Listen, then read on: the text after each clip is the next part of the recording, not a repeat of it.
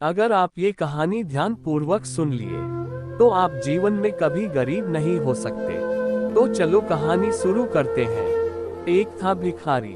Rail सफर में भीख मांगने के दौरान एक सूट बूट पहने सेठ जी उसे दिखे। उसने सोचा कि यह व्यक्ति बहुत अमीर लगता है, इससे भीख मांगने पर यह मुझे जरूर अच्छे पैसे देगा। वह उस सेठ से भीख मांगने लगा। भिखारी को देखकर उस सेठ ने कहा, तुम हमेशा मांगते ही हो, क्या कभी किसी को कुछ देते भी हो? भिखारी बोला, साहब मैं तो भिखारी हूँ, हमेशा लोगों से मांगता ही रहता हूँ, मेरी इतनी औकात कहाँ कि किसी को कुछ दे सकूं। सेठ बोला, जब किसी को कुछ दे नहीं सकते तो तुम्हें मांगने का भी कोई हक नहीं है। मैं एक व्यापारी हूँ और लेन देन में ही विश्वास करता हूँ। अगर तुम्हारे पास मुझे कुछ देने को हो तभी मैं तुम्हें बदले में कुछ दे सकता हूँ। तभी वह स्टेशन आ गया जहाँ पर उस सेठ को उतरना था। वह ट्रेन से उतरा और चला गया। इधर भिखारी सेठ की कही गई बात के बारे में सोचने लगा। सेठ के द्वारा कही गई बात उस भिखारी के दिल में उतर गई। वह सोचने लगा कि शायद मुझे भीख में अधिक पैसा इसीलिए नहीं मिलता क्योंकि मैं उसके बदले में किसी को कुछ दे नहीं पाता हूँ। लेकिन मैं तो भिखारी हूँ, किसी को कुछ देने लायक भी नहीं हूँ। लेकिन कब तक मैं लोगों को बिना कुछ दिए केवल मांगता ही रहूंगा? बहुत सोचने के बाद भिखारी ने निर्णय किया कि जो भी व्यक्ति उसे भीख देगा तो उसके बदले में वह भी उस व्यक्ति को कुछ जरूर देगा। लेकिन अब उसके दिमाग में यह प्रश्न चल रहा था कि वह खुद भिखारी है, तो भीख के बदले में वह दूसरों को क्या दे सकता है। इस बात को सोचते हुए दिन भर गुजरा, लेकिन उसे अपने प्रश्न का कोई उत्तर नहीं मिला। दूसरे दिन जब वह स्टेशन के पास बैठा हुआ था, तभी उसकी नजर कुछ फूलों पर पड़ी जो स्टेशन के आसपास के पौधों पर खिल रहे थे। उसने सोचा, क्यों ना मैं लोगों को भीख के बदले कुछ फूल दे दिया करूं। उसको अपना यह विचार अच्छा लगा और उसने वहां से कुछ फूल तोड़ लिए। वह ट्रेन में भीख मांगने पहुंचा। जब भी कोई उसे भीख देता तो उसके बदले में वह भीख देने वाले को कुछ फूल दे देता। उन फूलों को लोग खुश होकर अपने पास रख लेते थे। अब भिखारी रोज फूल तोड़ता और भीख के बदले में उन फूलों को लोगों में बांट देता था। कुछ ही दिनों में उसने महसूस किया कि अब उसे बहुत अधिक लोग भीख देने लगे हैं। वह स्टेशन के पास के सभी फूलों को तोड़ लाता था।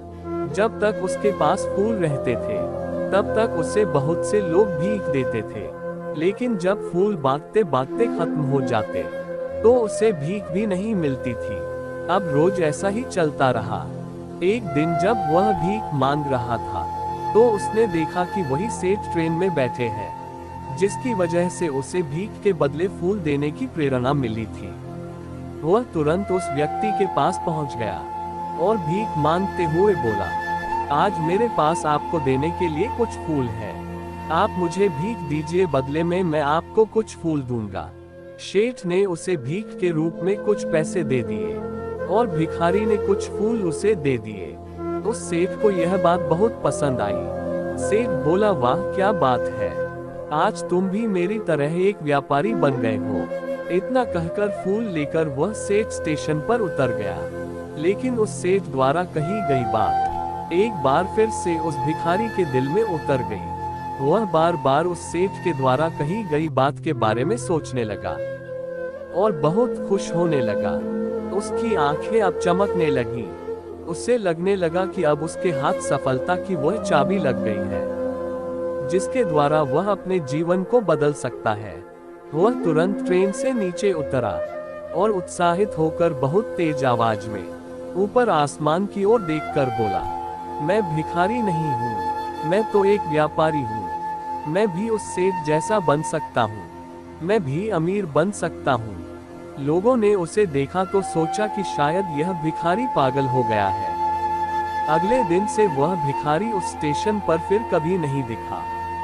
एक वर्ष बाद इसी स्टेशन पर दो व्यक्ति सूट बूट पहने हुए यात्रा कर रहे थे।